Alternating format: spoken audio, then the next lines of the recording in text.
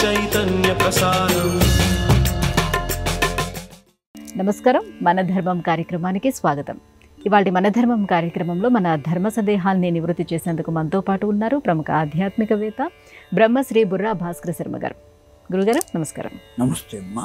గురుగారు, చైత్ర పౌర్ణమి నాడు హనుమంత విజయోత్సవాలను నిర్వహించుకుంటారు. అయితే ఉత్తర భారతంలో ఈ రోజునే హనుమత జయంతిని నిర్వహించుకుంటారు.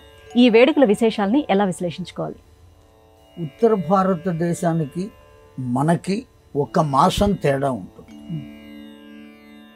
మన యొక్కది చాంద్రమానం, వాళ్ళది ఉత్తర భారతదేశంలో ఉండేటువంటిది బార్హస్పత్యమానము అంటారు. మొత్తం 3 ఉన్నాయి: చాంద్రమానం, సౌరమానం, బార్హస్పత్యమానం, ఐంద్రమానం, యోగమానం అని 5 రకాలైనటువంటి. అయితే ఇందులో బార్హస్పత్యమానం ఉత్తర హిందూస్థానం వాళ్లకు మనకు తేడా ఏమి అంటే, మనకు అమావాస్యతో మాసం పరిపూర్ణమవుతుంది, వాళ్లకు పౌర్ణమితో మాసం పరిపూర్ణమవుతుంది. మన చైత్ర మాసం పౌర్ణమి వచ్చేటప్పటికి వాళ్ళకి వైశాఖ మాసం వచ్చేస్తుంది. మన చైత్ర మాసం పౌర్ణమికి మనం పౌర్ణమిలో ఉంటాం, వాళ్ళకి వైశాఖ మాసం వచ్చేస్తుంది బార్హస్పత్యమానం ప్రకారం. మనకు పౌర్ణమితో పూర్తి కాదు, వాళ్లకు పౌర్ణమి వచ్చేటప్పటికి మనకు మాసం పూర్తి అవుతుంది. ఆ కారణం చేత ఇక్కడ దక్షిణ భారతదేశంలో చేసుకునేటువంటి ఉత్సవాలకు, పండుగలకు, అట్లా ఉత్తర హిందూస్థానంలో ఉండేటువంటి వాళ్లకు మనకు తేడా ఆ విధంగా కలుగుతుంది. ఒక 15 రోజులు తేడాలో కలుగుతుంది. అందువల్ల ముందుగా మనము తర్వాత చేసుకుంటాం, వాళ్ళు ముందుగా చేసుకుంటారు, అంతే తేడా. అయితే హనుమత్ ఉత్సవాల యొక్క ప్రాశస్త్యం ఏమిటి అనేది ప్రశ్న. వాళ్ళు ఎందుకు అప్పుడు చేసుకుంటారు అనే దానికి సమాధానం చెప్పుకున్నాం. ఈ ఉత్సవాలు ఎందుకు చేయాలి? ఆ ఆంజనేయ స్వామి అవతరించినటువంటి రోజు అది చైత్ర పౌర్ణమి. చాలా దివ్యమైనటువంటి రోజు, అవతరించినటువంటి రోజు. ఆంజనేయ స్వామి అవతరించడానికి 3 కారణాలు మనకు పురాణాలు చెబుతున్నాయి. ఒకటి, ఈశ్వరాంశ సంభూతుడై రామ కార్యమును సిద్ధింపచేయటం కోసం వచ్చినటువంటి వాడు హనుమ. రామచంద్రుడుగా సాక్షాత్తు ఆ పరబ్రహ్మము అవతరింపబోయే ముందు ఎవరెవరు ఏ రూపాన్ని పొంది అవతరించాలో ముందుగానే పరబ్రహ్మమే ఆదేశించినట్లుగా మనకు పురాణాలు చెబుతున్నాయి. ఇంద్రుడు ఇలా రావాలి, సూర్యుడు ఇలా రావాలి, వాలి సుగ్రీవులు సూర్య భగవానులే. అట్లాగే లక్ష్మీదేవి సీతమ్మగా అవతరించాలి, తాను రాముడుగా అవతరిస్తాడు. ఈ విధంగా ఒక్కొక్క శక్తి, ఆ దేవశక్తి భూలోకంలో అవతరించింది. దేవతలందరూ వానరులుగా అవతరించారు. అందుకే ఆ వానరులకు అపురూపమైనటువంటి, అచింత్యమైనటువంటి శక్తులు ఉన్నాయి.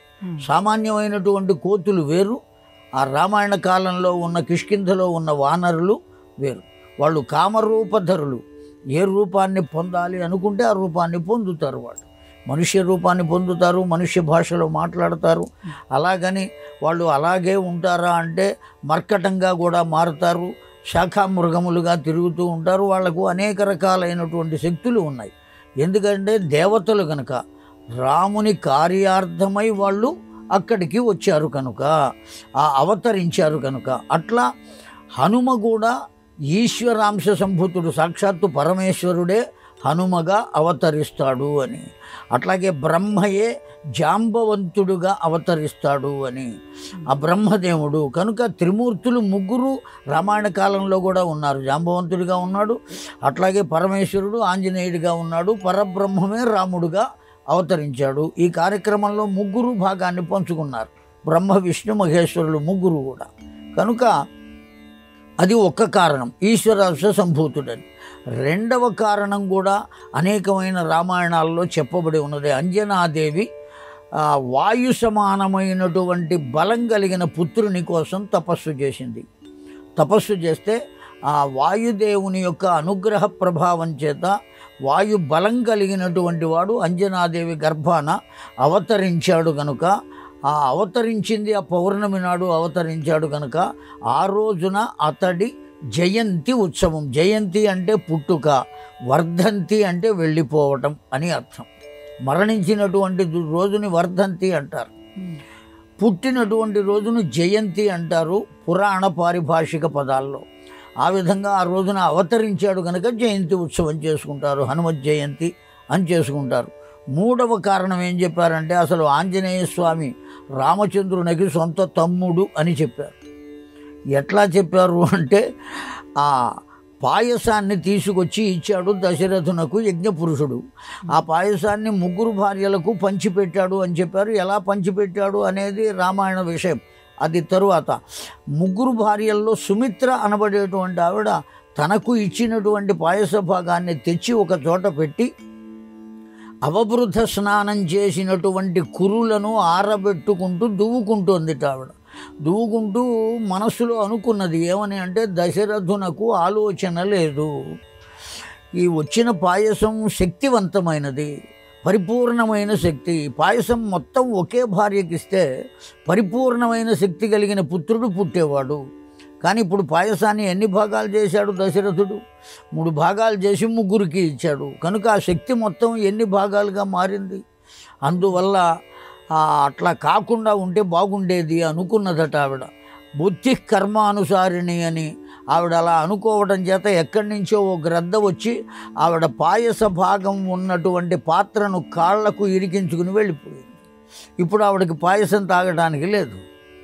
ఇప్పుడు ఆ పాయసాన్ని గ్రద్ద తీసుకువెడుతుంటే వాయుదేవుడు ఏం చేశాడట, ఆ వాయుదేవుడు నాకు గనక ఇచ్చినట్లయితే ఆ పాయస పాత్రను నేను అంజనాదేవికి అందిస్తాను, అంజనాదేవి నా గురించి తపస్సు చేస్తున్నది అని ప్రార్థిస్తే ఆ గ్రద్ద వాయుదేవునకు ఇస్తే వాయుదేవుడు ఆ పాయసాన్ని అంజనాదేవికి అందిస్తే అంజనాదేవి ఆ పాయస భక్షణం చేయటం చేత కలిగిన పిల్లవాడు గనుక రాముడు ఏ పాయస భాగం వల్ల కలిగాడో ఇతడు కూడా అదే పాయస భాగం వల్ల కలిగాడు కనుక సాక్షాత్తు రామునకే తమ్ముడు అని కూడా ఒక రామాయణ వ్యాఖ్యాత చెప్పారు. కనుక ఆ విధంగా ఆ జయంతి ఉత్సవాలు జరుగుతాయి. ఏ విధంగా అవతరించినా పౌర్ణమి నాడు అవతరించాడు కనుక చేస్తున్నారు. గురుగారు, హనుమంతుడు శివాంశ సంభూతుడు, అందరికీ తెలిసిన విషయం అదే, మీరు ఇప్పుడు చెప్తున్న విషయం అదే. అలాంటప్పుడు సీతాదేవి కోసం అంతగా ఎందుకు వెతకాల్సిన అవసరం ఏర్పడింది? చాలా చాలా చాలా గొప్ప ప్రశ్న వేశారమ్మా. కేవలం ఇక్కడ ఉన్న పాత్ర నిర్వహణ మాత్రమే చేయాలి. భాస్కర శర్మ అని పిలువబడేటువంటి ఒక వ్యక్తి ఓ నాటకం వేసేటప్పుడు ఆ నాటకంలో ఓ పాత్రను అతడికి ఇచ్చారు. నేను భాస్కర శర్మను అనే విషయాన్ని గుర్తుపెట్టుకుంటే ఆ పాత్రను నిర్వహించలేడు. ఆ పాత్రను ఎప్పుడైతే నిర్వహిస్తున్నాడో దీన్ని పూర్తిగా మరిచిపోవాలి. కనుక ఇప్పుడు ఈశ్వరాంశ సంభూతుడు అంటంలో ఏమాత్రం సందేహం లేదు, నిశ్చింతగా ఒప్పుకోవలసిన విషయం. అటువంటి సందర్భంలో నేను ఈశ్వరాంశ సంభూతుణ్ణి కదా అని అనుకుంటే రామునికి బంటుగా ఉండలేడు. ఆ కారణం చేత ఏ విధంగా ఉండాలో రామాయణ కాలంలో ఆ సీతమ్మను తీసుకురావడానికి కానీ అన్వేషణ చేయటానికి కానీ అతడు సామాన్యంగా చెప్పాడా? ఆ సీతమ్మ ఎంతసేపు వెతికినా కనపడలేదు. ఈశ్వరాంశ సంభూతుణ్ణి కదా, నాకు కనపడకపోవటం ఏంటి అని అనుకోలేదు. అనుకోక గోట బురుజు పైన నిలబడి ఆ జెండా మీద కూర్చుని ఏమని ప్రార్థించాడు? నమోస్తు రామాయ సలక్ష్మణాయ దేవ్యై చ తస్యై జనకాత్మజాయై నమోస్తు రుద్రేంద్ర యమానిలేభ్యో నమోస్తు చంద్రార్క మరుద్గణేభ్య అని ప్రార్థించాడు. మొత్తం అందరికీ నమస్కారం చేశాడు. దీనివల్ల మనకు అర్థమయ్యేదేమిటి, ఎందుకు అట్లా ఉన్నాడు అనేది మీ ప్రశ్న.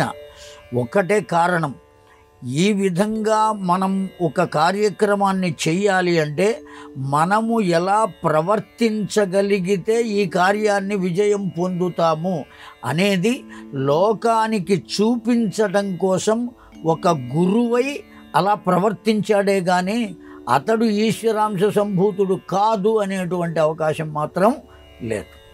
ఈశ్వరాంశ సంభూతుడే మనకందరికీ నేర్పడం కోసం ఒక కార్య సాధకుడు ఎలా ఉండాలో, ఏ విధంగా పనిచేయాలో, ఎలా ఆలోచించాలో ఇవన్నీ మనకు నేర్పడం కోసం అతడు గురువై ఆచరించాడు. అది దానికి కారణం. గురుగారు, దైవత్వం అంటే ఏమిటి? దైవత్వాన్ని ఎలా నిర్ణయించుకోవాలి, ఎలా నిర్వచించుకోవాలి? 6 లక్షణాలు కలిగినటువంటి వారిని దైవము అని అంటారు. ఐశ్వర్యం, యశస, వర్ధతే, క్రియత, శ్రేయస, ప్రభావంతి అని 6 లక్షణాలు చెప్పబడింది. సర్వ ఐశ్వర్యములకు నిలయమైనటువంటి వాడు. ఐశ్వర్యము అంటే కేవలం డబ్బు మాత్రమే కాదు, అనేకములైనటువంటి ఐశ్వర్యాలు లోకంలో ఉన్నాయి. మాట్లాడగలగటం ఒక ఐశ్వర్యం, చూడగలగటం ఒక ఐశ్వర్యం. చత్వారం వచ్చింది చూడలేకపోతున్నాను అంటే దృష్టి సంబంధమైన ఐశ్వర్యాన్ని కోల్పోయాడు. మాట్లాడలేకపోతున్నాడు, ఏ పక్షవాతమో వచ్చింది, నోరు రావట్లేదు కనుక వాక్ సంబంధమైనటువంటి ఐశ్వర్యాన్ని కోల్పోయాడు.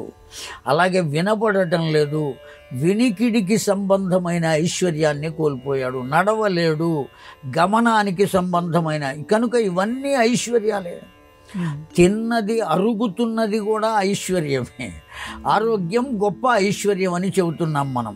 కనుక అన్ని రకాలైన ఐశ్వర్యములకు నిలయమైనటువంటి వస్తువేదో అది భగవంతుడు. అట్లాగే ప్రభవతి, లోకంలో అతడి వంటి వాడు ఇంకొకడు లేనివాడెవ్వడో వాడు. మహిమ, ఇప్పటికిప్పుడు లోకములనన్నిటినీ తనలో లీనం చేసుకునే గుణం, మరల వెంటనే వాటిని ప్రస్ఫుటం చేయగలిగినటువంటి లక్షణం. చాలామంది యోగులకు, సిద్ధులకు సృష్టించేటువంటి స్థితి ఉన్నది. వస్తువుని సృష్టించగలుగుతారు, కానీ దాన్ని అదృశ్యం చేయమంటే చేయలేరు. కొంతమంది యోగులు ఉన్నదాన్ని అదృశ్యం చేయగలరు, దాన్నే మరల సృష్టించమంటే సృష్టించలేరు. ఈ 2 శక్తులు, సృష్టి, లయం, ఈ రెండిటినీ చేయగలిగినటువంటి శక్తి ఎవరికి ఉంటుందో వారు దైవం, పరబ్రహ్మం. దీవ్యతే ఇతి దైవం, ప్రకాశించేటువంటి వస్తువు ఏదో అది దైవం. ఎప్పుడూ ప్రకాశిస్తూనే ఉంటుంది. భాగవతంలో గజేంద్ర మోక్షణ ఘట్టంలో గజేంద్రుడు చెబుతాడు, లోకంబులు లోకస్తులు లోకేశులు తెగిన తుది అలోకంబగు పెంచీకటికి అవ్వల ఎవ్వండు ఏకాకృతిన్ వెలుగు అతని నే సేవింతున్. లోకము, లోకంలో ఉండేటువంటి వాళ్ళు, పరిపాలించేటువంటి రాజులు, వీళ్ళందరూ పోయినప్పటికీ కూడా, లోకాలన్నీ నశించిపోయిన, సూర్యచంద్రుడు కూడా లేకుండా పోయినా, పెంచీకటికి అవ్వల ఎవ్వండు ఏకాకృతిని వెలుగు. ఆ పెద్ద చీకటిలో కూడా ఆవల ఒక దీపం వెలుగుతూ ఉంటుంది జ్యోతిస్వరూపమై. ఆ వెలుగుతున్న వారెవ్వరో వాడికి నేను నమస్కరిస్తున్నాను అని ఒక గజేంద్రుడు చెప్పాడు భాగవతంలో. కనుక ఆ జ్యోతి స్వరూపము నిరంతరం ప్రకాశిస్తుండే. మనం ఇంట్లో కూడా దీపారాధన చేసేది ఆ భగవత్ రూపంతోనే దీపారాధన చేస్తున్నాం. ఆ హారతి ఇచ్చేది కూడా ఓ మహానుభావుడు దిష్టి తీస్తున్నారని చెప్పారు. దిష్టి తీయడం కాదు, అది భగవద్ రూపమైనటువంటి జ్యోతి. కనుక ఆ విధంగా భగవత్ తత్వం, ప్రకాశతత్వం కలగాలి, మహిమ ఉండాలి, ఐశ్వర్య సంపద కలిగి ఉండాలి, ప్రభాయుక్తమై ఉండాలి, సృష్టి లయ రెండింటినీ ఒకే క్షణంలో చేయగలిగి ఉండాలి. ఎన్ని లక్షణాలు కలిగి ఉన్నటువంటి వారెవరో వారిని దైవంగా భావించాలి. ఆ దైవం ఒకే ఒక్కటి ఉన్నది, అదే పరబ్రహ్మము అని మనం పిలుస్తున్నాం. గురుగారు, గురు శిష్యుల మధ్య అపురూపమైన బాంధవ్యం ఉంటుంది. అయితే ఉత్తమ శిష్యుడికి ఉండవలసినటువంటి లక్షణాలు ఏమిటి? ఉత్తమ శిష్యుడికి ఉండవలసినటువంటి లక్షణాలు ఒక్కటేనమ్మా. గురువు తప్ప ఇంకొక వస్తువు లోకంలో ఏదీ కనపడకూడదు. గురవే సర్వలోకానాం నిధయే సర్వ విద్యానాం దక్షిణామూర్తయే నమః. పరిపూర్ణమైనటువంటి గురుతత్వము, ఆయన యొక్క ఆ దుర్లక్షణాలతో కానీ, ఆయన స్వకీయమైన విషయంతో కానీ శిష్యుడికి ఏ సంబంధం ఉండకూడదు. ఒకవేళ ఎటువంటి వాడైనా సరే ఆ గురువు పట్ల తదేకమైనటువంటి లక్ష్యం ఉండవలసిందే తప్ప ఆయనలో విమర్శనాత్మకమైనటువంటి గుణములను దర్శించిన వాడు శిష్యుడు కాడు, ఉత్తమ శిష్యుడు కాడు. శిష్యుడైతే కావచ్చు, విద్య అతన్ని వద్ద పొందవచ్చు, కానీ ఉత్తమ శిష్యుడు అయ్యేటువంటి లక్షణం మాత్రం లేదు అతడిలో అని చెప్పాలి మనం. ఆ గురువు యొక్క స్వకీయమైన విషయాలతో సంబంధం లేకుండా దైవము కూడా నాకు సంబంధం లేదు, ఈ గురువే దైవం అనేటువంటి భావనతో ఏ శిష్యుడు ఉండి ఆ గురు సేవ చేస్తూ ఎప్పుడు ఆ విధంగా ఆయన పాఠం చెబితే అప్పుడు మాత్రమే అధ్యయనం చేస్తూ, దీనికి మనకు గొప్ప ఉదాహరణ ఎవరయ్యా అంటే ఏకలవ్యుడు అనబడేవాడు. చాలా గొప్ప ఉదాహరణ. ఆ ఏకలవ్యుని వద్దకు ద్రోణాచార్యుడు వెళ్ళలేదు, ఏకలవ్యుడు ద్రోణాచార్యుని వద్దకు వెళ్ళలేదు. కానీ తనకు గురువు ఎవరని చెప్పాడు అర్జునుడు అడిగితే ద్రోణాచార్యుడు అని మాత్రమే చెప్పాడు. ఎప్పుడు చెప్పాడు ద్రోణాచార్యుడు వచ్చి?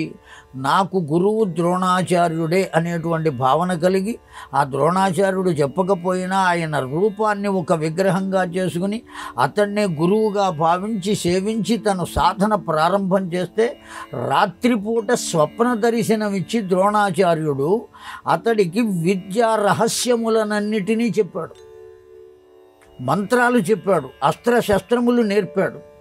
స్వప్నావస్థలో ఎట్లా నేర్పాడు?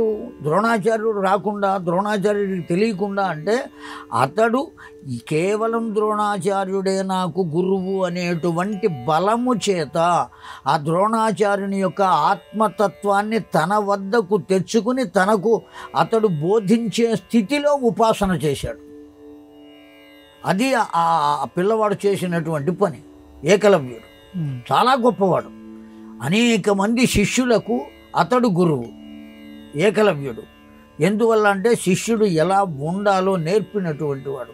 ఇవాటి రోజున గురువు దగ్గర నిలబడి కూడా ఆ గురువు గారిని ఏం గురువు గారు కులాసాగా ఉన్నారా అని అడిగేవాడు శిష్యుడు కాదు. వాడు ఏ విధంగా ఉండాలో ఆ విధంగా ఉంటేనే అతడు ఉత్తమ శిష్యుడు. ఉత్తమ శిష్యుడికి ఉదాహరణ కేవలం ఒక్క ఏకలవ్యుడే, అంత గొప్పవాడు. గురువుగారు, మనం ప్రతినిత్యం దుర్ముహూర్తం అలాగే వర్జ్యం చూసుకుంటూ ఉంటాం కదా, వీటితో పాటుగా రాహుకాలం, యమగండం ఇవి కూడా చూసుకోవాల్సిన ఆవశ్యకత ఉందా? ఈ దక్షిణ ప్రాంతంలోనే తమిళనాడు, కర్ణాటక, కేరళ ఆ ప్రాంతాల వాళ్ళు ఈ రాహుకాలాన్ని, యమగండ కాలాన్ని చూస్తారు. ఎందుకంటే వాళ్ళది చాంద్రమానం కాదు, సౌరమానం. అది సూర్యుని అనుసరించి ప్రవర్తించేటువంటి వాళ్ళు. మనము చంద్రగమనాన్ని అనుసరించి ప్రవర్తిస్తూ ఉంటాం. మనకు కేవలం ఉన్నది ఒక వర్జ్యము మాత్రమే. ఒకానొకప్పుడు పూర్వం నా చిన్నతనంలో కూడా కేవలం వర్జ్యాన్ని మాత్రమే చూసేవాళ్ళు. ఈ దుర్ముహూర్తాలు ఇవన్నీ పెద్దగా చూసేవాళ్ళు కాదు. ఇప్పుడిప్పుడు ఈ రాహుకాలం, రాహుకాల పూజలు, నిమ్మకాయలు ఇవన్నీ వచ్చినాయి. వాస్తవానికి వాటితో మనకేం సంబంధం లేదు. కాలము చాలా గొప్పది. కాలము భగవంతుని యొక్క స్వరూపం. భగవంతుడే కాలస్వరూపం అయినప్పుడు అందులో యమగండమే ఉన్నది, రాహుకాలమే ఉన్నది, ఏ కాలం ఉంటుంది? మొత్తం కాలం అంతా మంచిదే. నువ్వు మంచి పని చేస్తున్నప్పుడు ఈ కాలం మంచిది, ఈ కాలం మంచిది కాదు అనేది లేదు. మరి వర్జ్యం ఎందుకు వచ్చింది అని అనుకోవచ్చు. కాలంలో కొన్ని కొన్ని సాధుతత్వాన్ని కలిగినటువంటి క్షణములు, కొన్ని ఉగ్రతత్వాన్ని కలిగినటువంటి క్షణములు ఉంటాయి. ఆ ఉగ్రతత్వాన్ని కలిగినటువంటి క్షణములు ఏవైతే ఉన్నాయో ఆ సమయాన్ని మనం వదిలేసి మిగతా సమయాలలో కనుక చేసినట్లయితే మన పనులు కూడా సానుకూలమవుతాయి, మన మనస్సు కూడా సాధుతత్వంతో ఉంటుంది, ఉగ్ర స్వభావం కాకుండా. ఆ కారణం చేత, ఎందుకంటే సినిమా చూస్తున్నాం మనం, ఆ సినిమా చూస్తున్నప్పుడు అందులో ఆ ప్రతి నాయకుడు యుద్ధం చేస్తూ ఉంటారు. ఆ చేస్తున్న దృశ్యాన్ని చూసేటప్పుడు ఒక్కొక్కడ హాల్లో కూర్చున్నవాడు కూడా తానే అక్కడ ఉండి యుద్ధం చేస్తున్నట్టుగా భావన చేసి అదో రకమైనటువంటి ముఖాన్ని పెట్టి ఆ రకమైనటువంటి ఎక్స్ప్రెషన్స్ అన్నీ కూడా చూపించేటువంటి అవకాశం ఉంటుంది. ఆ సన్నివేశం అక్కడ జరుగుతుంది, ఇక్కడ జరగట్లా. కానీ వాడి మనస్సు దానికి ఏమైంది? ఎడిక్ట్ అయ్యింది. ఆ విధంగానే ఇక్కడ కూడా ఆ ఉగ్ర స్వభావమైన కాలంలో మనస్వభావం కూడా ఉగ్రంగా మారేటువంటి అవకాశం ఉన్నది. అందుకనే ఆ కాలాన్ని వదిలిపెట్టి మిగతా కాలంలో చేయవయ్యా అని చెప్పటం కోసం వదిలిపెట్టవలసిన సమయం కనుక వర్జ్యము అన్నారు. వర్జ్యము అంటే వదిలిపెట్టవలసినది అని అర్థం సంస్కృతంలో. ఆ వర్జ్యము అంటే వదిలిపెట్టవలసిన సమయం కనుక ఆ సమయాన్ని వదిలిపెట్టి మిగతా సమయాల్లో వచ్చారు. ఈ రాహుకాలాలతో యమగండ కాలాలతో మనకేమీ సంబంధం లేదు. చాంద్రమానం వారికి వీటికి ఏ సంబంధం లేదు. సౌరమానం వాళ్ళు చూసుకునేవాళ్ళు. వాస్తవానికి మనకు పౌర్ణమి మంచిదైతే తమిళనాడు, కేరళ అటు ఆ ప్రాంతాల్లో వారికి అమావాస్య మంచిది కనుక వాళ్ళ పంచాంగ పద్ధతి ప్రకారం వాళ్ళ సౌరమానం ప్రకారం వారు చూసుకుంటారు. మన చాంద్రమానం ప్రకారం మనం చూసుకుంటాం కనుక మనకు వీటితో ఏ సంబంధం లేదు. గురుగారు, శివుడికి దక్ష ప్రజాపతికి మధ్య వైరం ఎలా ఏర్పడింది? ఆ నేపథ్యం ఏమిటి? అసలు ఎవరితో అయినా, ఒక శివుడికి దక్ష ప్రజాపతికే కాదు, ఎవరితో అయినా మనకు వైరం కలగటానికి కారణం రెండు విషయాలు. ఆ రెండిటిని మనం కనుక వదలగలిగితే అసలు ఎవరితోనూ మనకు వైరం కానీ శత్రుత్వం కానీ ద్వేషం కానీ ఇటువంటివి కలిగేటువంటి అవకాశం లేదు. ఏమిటా రెండు అంటే అహంకారము, మమకారం. ఇది నాది అనేటువంటి మమకారం, నేను అనేటువంటి అహంకారం. ఇవాటి రోజున ఓ చిన్న పిల్లవాడు కూడా ఆ పట్టా చిరిగి ఉంటే దాన్ని మనం ఎరా నువ్వేనా చించింది అని అడిగితే మనకు అటువంటి అలవాటు లేదు అంటాడు తప్ప నేను ఆ పని చేయలేదు అంటాడు. మనకు అంటే తనని తాను గౌరవించుకోవడం, ఇంతకన్నా అహంకారం ఇంకొకటి లేదు. నేను అనే అహంకారం. ఆ దక్ష ప్రజాపతి ఓ నిండు సభ జరుగుతున్నది దేవలోకంలో. ఆ నిండు సభకు ఆయన రావాలి. ప్రజాపతులలో అధికారం కలిగిన వాడు, ప్రజాపతులందరికీ నాయకుడు దక్ష ప్రజాపతి. నాయకుడైన వాడు ఎప్పుడు రావాలి? అందరికన్నా ముందు రావాలి. అప్పటికే దేవతలందరూ వచ్చి కూర్చుని ఉన్నారు. ఎప్పుడైతే ఆలస్యంగా వచ్చాడో దక్ష ప్రజాపతి సభలోకి వెళ్ళేటప్పటికి మొత్తం అందరూ లేచి నిలబడ్డారు. ఆ లేచి నిలబడ్డారు కానీ ఇద్దరు మాత్రం లేవలేదు. ఎవరా ఇద్దరు అంటే బ్రహ్మదేవుడు, పరమశివుడు. ఆ బ్రహ్మదేవుడు లేవలేదు అంటే కారణం ఉండొచ్చు. సర్దుకున్నాడు. ఎవరు? దక్ష ప్రజాపతి. కారణం ఏమంటే దక్ష ప్రజాపతికి బ్రహ్మదేవుడు తండ్రి. ఆ కారణం చేత నా తండ్రి కనుక లేవలేదు. మరి శివుడు ఎందుకు లేవలేదు? ఈ శివుడికి నేను కూతురునిచ్చా, నాకు అల్లుడు కూడా పుత్ర సమహ, జామాత పుత్ర సమహ అని చెప్పారు. అల్లుడు కూడా పుత్రునితో సమానమైనటువంటి వాడు. తండ్రి వస్తే కొడుకు ఎట్లా లేవాలో, మామగారు వస్తే అల్లుడు కూడా లేవాలే. ఇవాటి రోజున లేస్తున్నారు, అందులో సందేహం లేదు. కానీ ఆనాడు లేవలేదు. మరి ఎందుకు లేవలేదు? శివుడికి ఆ మాత్రం ధర్మం తెలియదా అంటే ఈశ్వరుడు ఎప్పుడూ యోగనిష్ఠుడై ఉంటాడు. యోగ సమాధినిష్ఠుడైనటువంటి వాడికి బాహ్య ప్రపంచంతో సంబంధం లేదు. ఆ కారణం చేత దక్ష ప్రజాపతి వచ్చాడా వెళ్ళాడా ఈ విషయాలన్నీ తెలిసి ఉండలేదు ఈశ్వరునకు. యోగ సమాధినిష్ఠుడై ఉన్నాడు కనుక అతడు రాకనే గమనించలేదు. ఆ కారణం చేత లేవలేదు. నేను వస్తే అతడు లేవడా అనేటువంటి అహంకారం, నాకు ఇంత పదవి ఉన్నది, ఈ పదవి నాది కదా అనేటువంటి మమకారం. ఈ రెండు కారణాల వల్ల పరమశివునకు దక్ష ప్రజాపతికి వైరం కలిగింది.